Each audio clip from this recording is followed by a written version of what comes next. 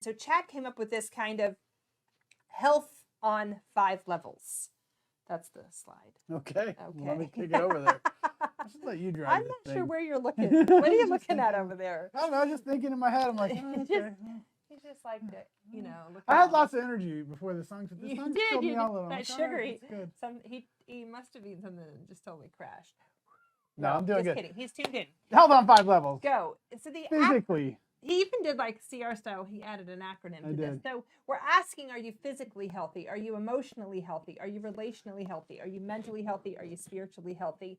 A lot of people come in to Celebrate Recovery. They cannot even get to these 5 ideas. When I started Celebrate Recovery, I was just angry, and none of these were even things I could consider.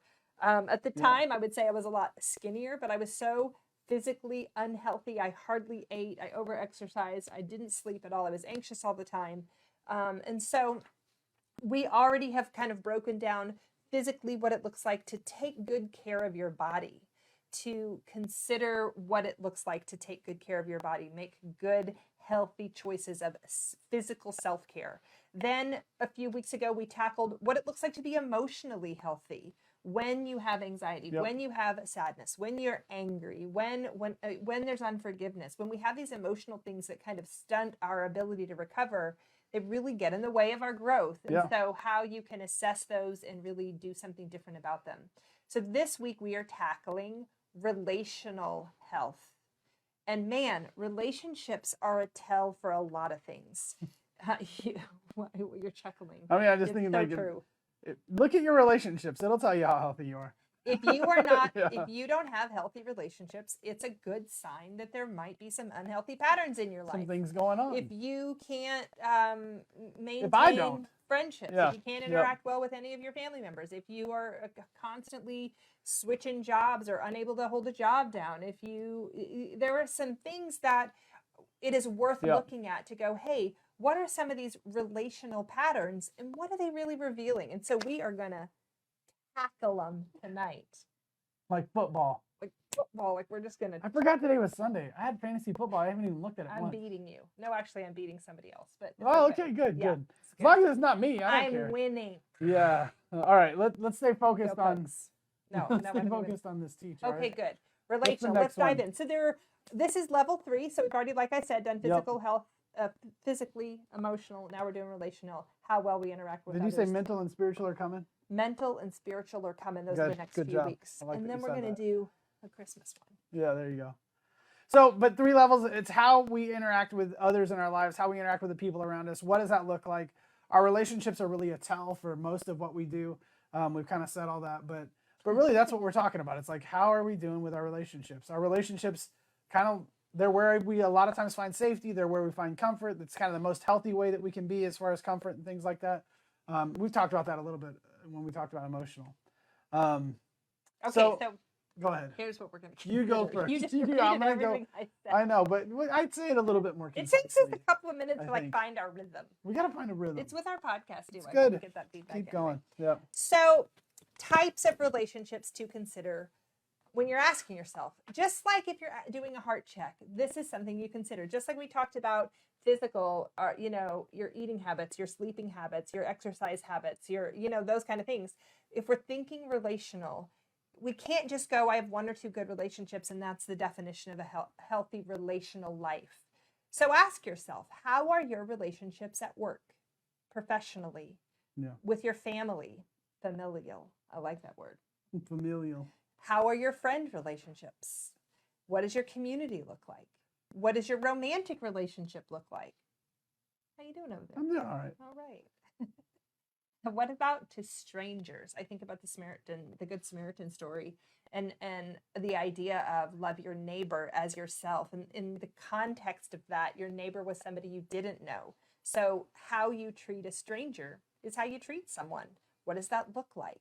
What about God? What does your relationship with God look like? A lot of times people will come into recovery, and I believe wholeheartedly, especially at Celebrate Recovery, that we're in the business of restoring relationships. When we get healthier as humans, our relationships is I think the number 1 benefit to our health. Not only does it restore our relationship with God, but then it restores our relationship with others. And so all of these concepts. You can, as we go through the rest of tonight's talk, think of any of these. We'll touch base with a few of them, but ask yourself if there are any of these areas where I'm not doing well. Let's maybe encourage you to dig into why. Okay, let's go to the next one and kind of start breaking it down. So the reason why there's kind of an order to this is that, and a few weeks ago we dealt with emotions, is because emotions directly affect your relationships. If you are not doing good emotionally, it can really hurt your relationships. But if you have healthy relationships, relationships help you emotionally. They're intertwined. Yeah. It's funny how you and I think opposite. I mean, I'm not saying like the way we would say that. That's why it's like, I don't know. This is the point of the show where Chad contradicts me. No, that's not what I'm saying.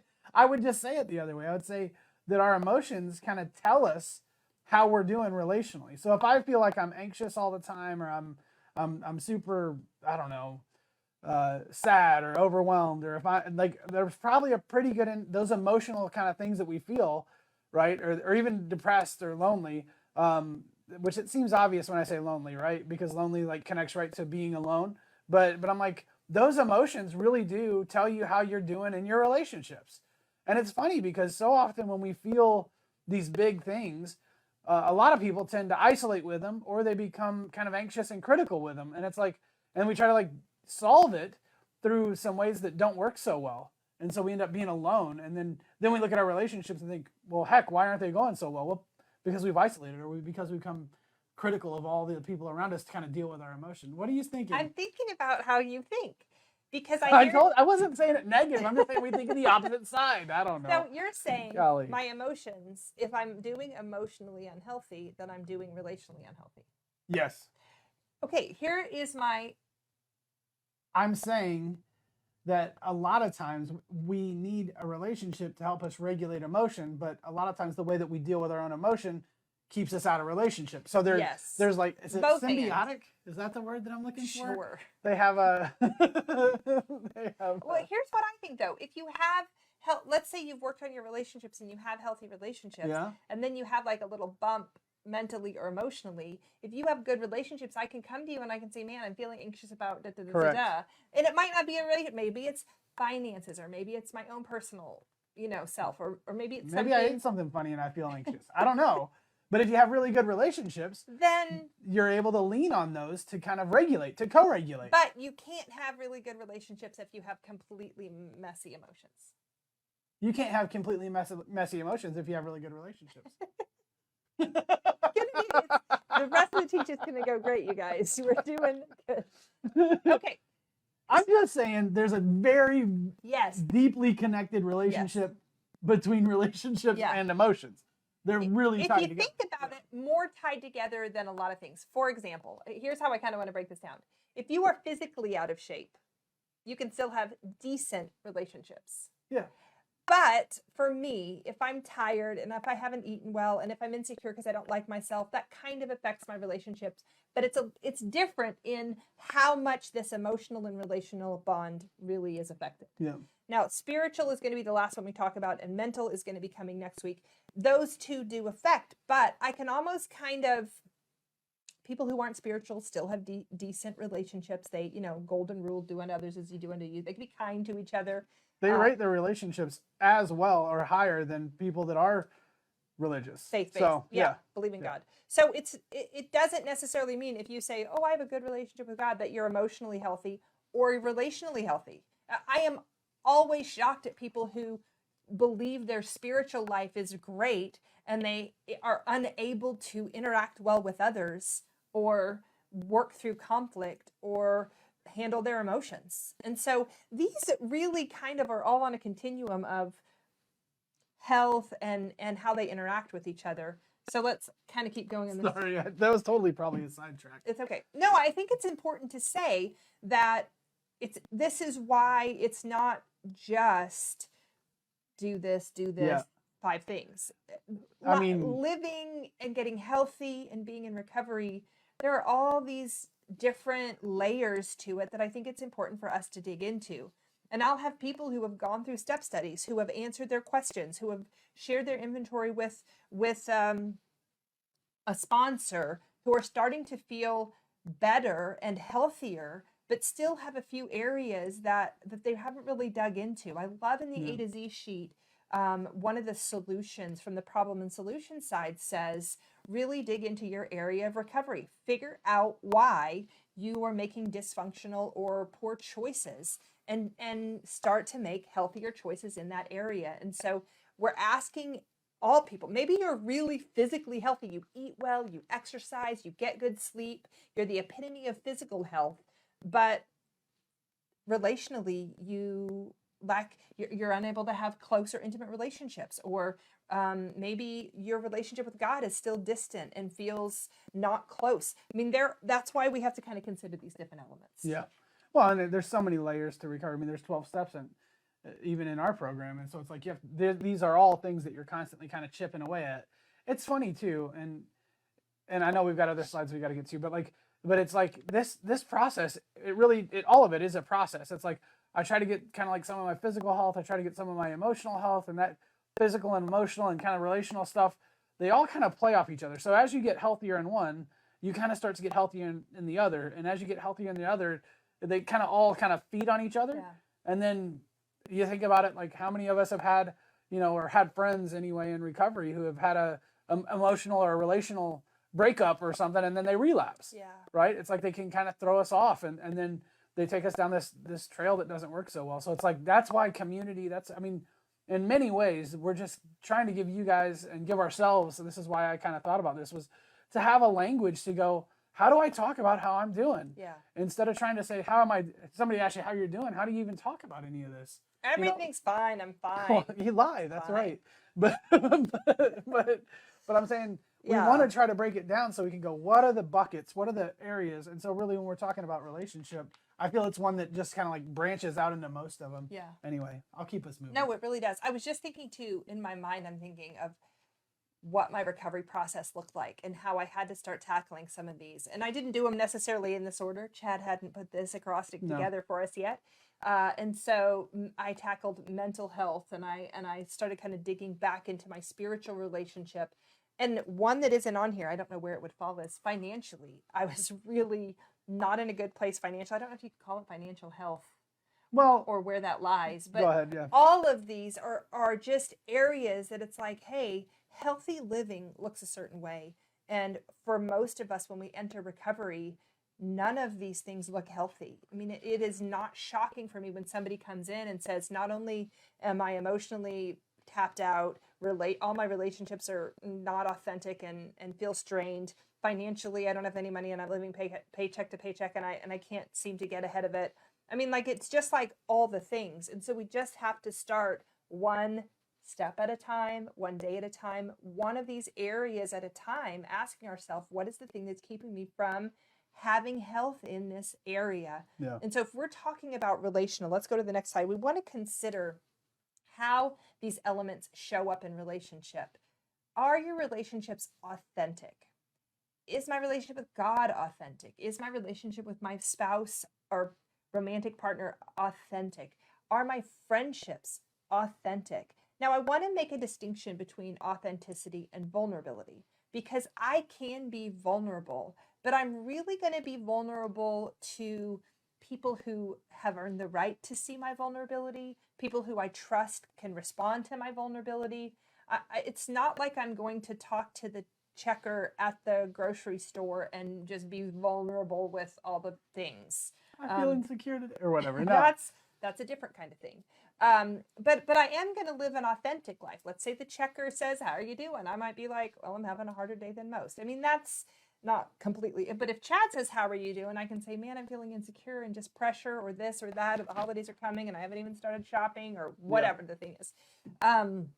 That's a real thing, by the way, the pressure that I feel from that. Yeah. Anyway, so the idea there is, can you live an authentic life? So you do want to be vulnerable with some. If you're new to Celebrate Recovery, or if you've been in Celebrate Recovery, you know trust is something that a lot of people struggle with who come to Celebrate Recovery. When we find ourselves in a place where life hasn't gone the way we hoped, usually it's because relationships have been bad. We have been hurt by relationships, or relationally, we have lost trust in people. And so building trust is something that we have to do. So it's hard to be vulnerable. It's hard almost even to be authentic because we can't trust if people are going to reject us, use our authenticity against us. And so we kind of put our guard up, and we have these protected relationships that aren't the true us. Yeah. We get to these places where we feel lonely and unseen because we can't be ourselves. And so part of living healthy is to start to be yourself. That's different from being, this is just who I am. Instead, it's, this is who God's called me to be, and I want to be this healthy person, even though in some areas it might be scary. Conflict. How do you handle conflict?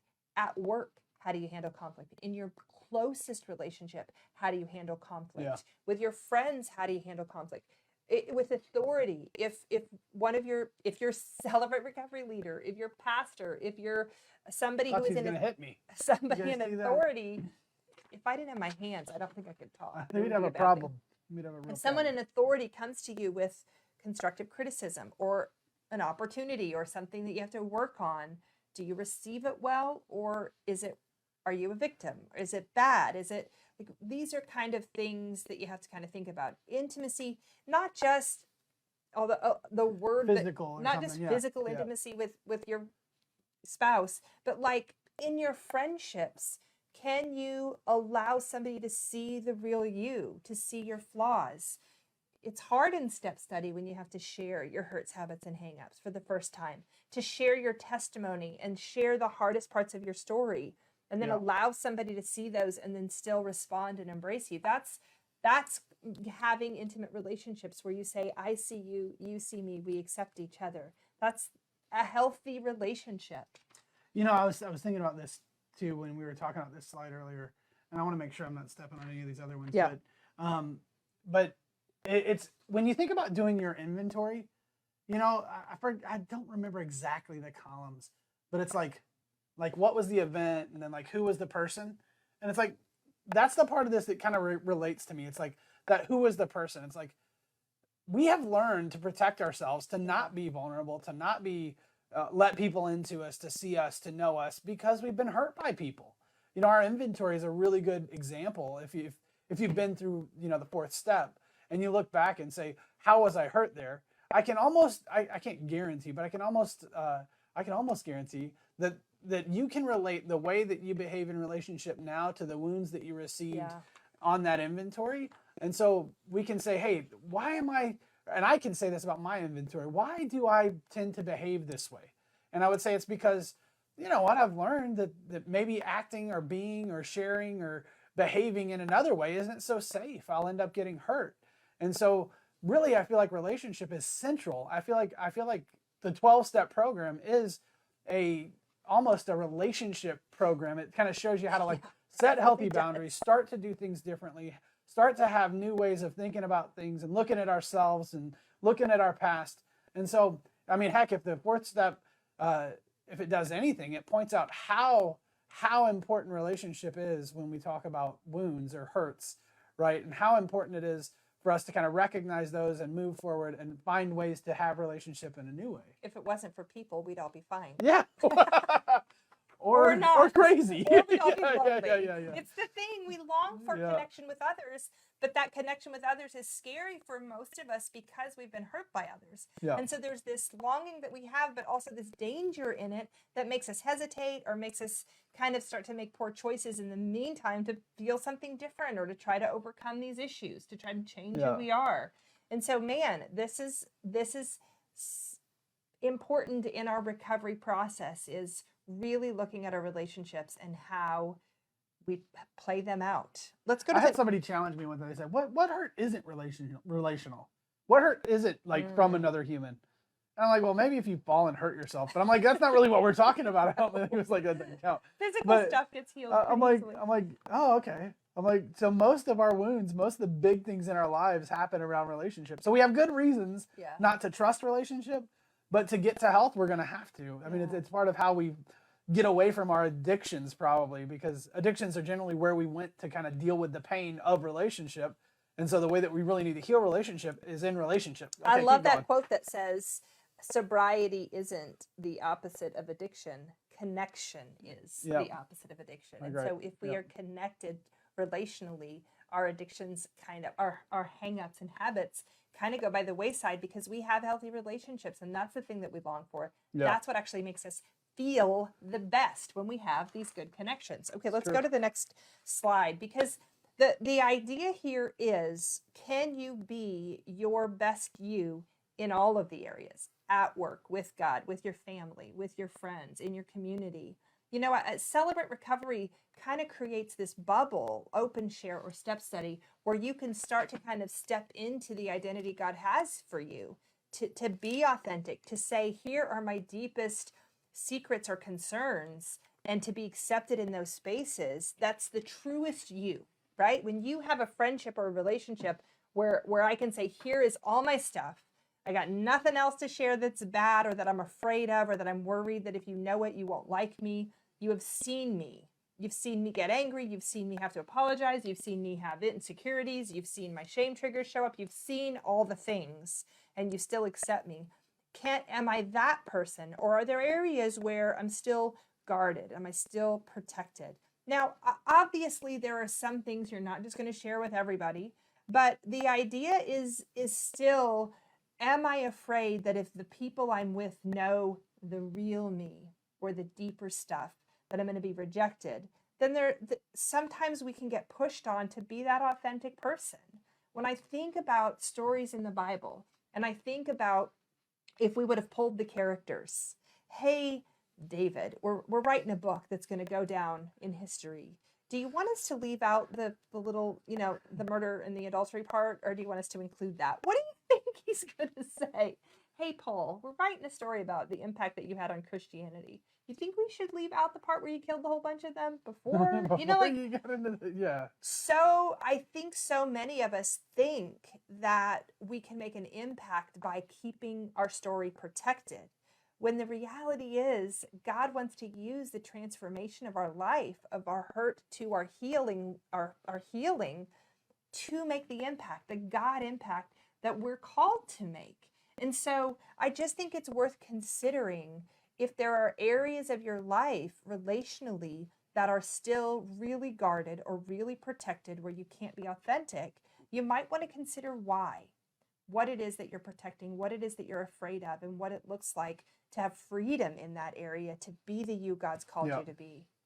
It's good. Scary. I'm not saying it's not. Listen, take it from somebody who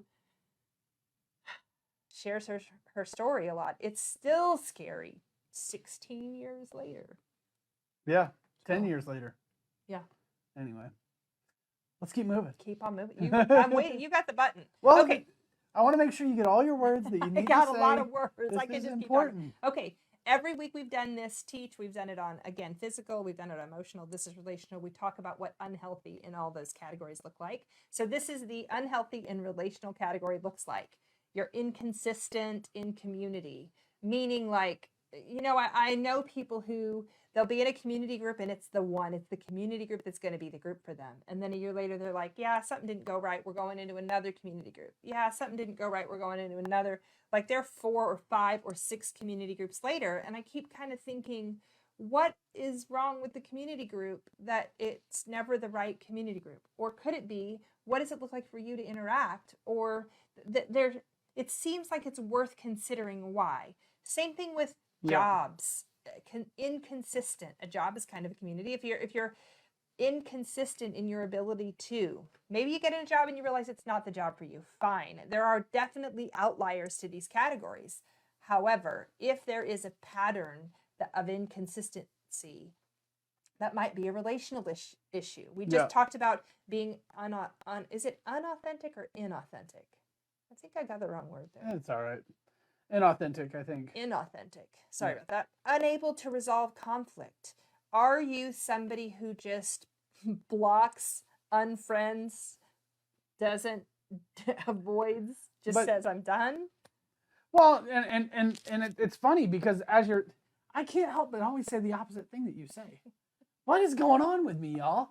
Well, I guess we have a good conflict resolution. I agree with you though, but it could also look like, you can never leave a relationship. It could also look like you know, you stay in something that long beyond when it's healthy, like codependency. Yeah, and so like there's two sides to all of these kind of statements. It's like, can I maintain relationship when I need it, and can I also end it when I should? So good. So there's this balance to it. Yeah. I mean, we're saying about all of this that's like, you know, yeah, this is really hard. It's really hard for us sometimes to say, hey, this is enough, you know, or you know what, it's time for me to move on from this job and go branch out, take a risk and look or work on my own or something. I don't know. I mean, I'm just kind of making this up, but I'm like, it's hard for us not to want to err on the side of whatever it is that we believe protected us previously. Yeah. Right. And that's what's so hard, is like trying to find this balance of like, oh, well, what is healthy for me and what's not healthy for me. The other thing I want to say is like, there's not a perfect person at this. Like we're not saying, hey, you, Angela, you're the one who, or Chad, we're not speaking to anyone particularly out there, because I think we're all kind of in and out of this security. Sort of, we have these dips in and out of health and our relationship stability and security, or whatever you want to call that.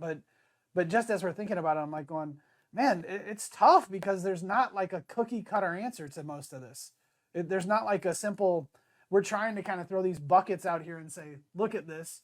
But gosh, it's hard to know. So I didn't mean to contradict you. No, I don't think you're contradicting me. I think that's why we work well together, is we have so many ways that we could kind of pitch the idea. And I think it's the same idea. I mean, I absolutely believe that there are some times when knowing this is an unhealthy relationship and I need to leave it is a healthy choice. Yeah. Now, if you are in 17 unhealthy relationships and you have to end all of them, or you find yourself continually getting into unhealthy relationships, that's a relational problem. Yeah. What does it look like that you keep getting into or keep attracting unhealth? How do you start? And this is something I had to learn after my divorce. I kind of started dating again, and I found myself constantly attracting or being attracted to people that were treating me the way I had been treated previously, or that I was just as insecure as I had previously been in my unhealthy marriage. And so something had to shift where I had to go, what is going on? My mom used to say my picker was broken. I just picked unhealthy, but not that picker. So I had to consider, what am I kind of putting off that insecurity, that I'm attracting insecure people.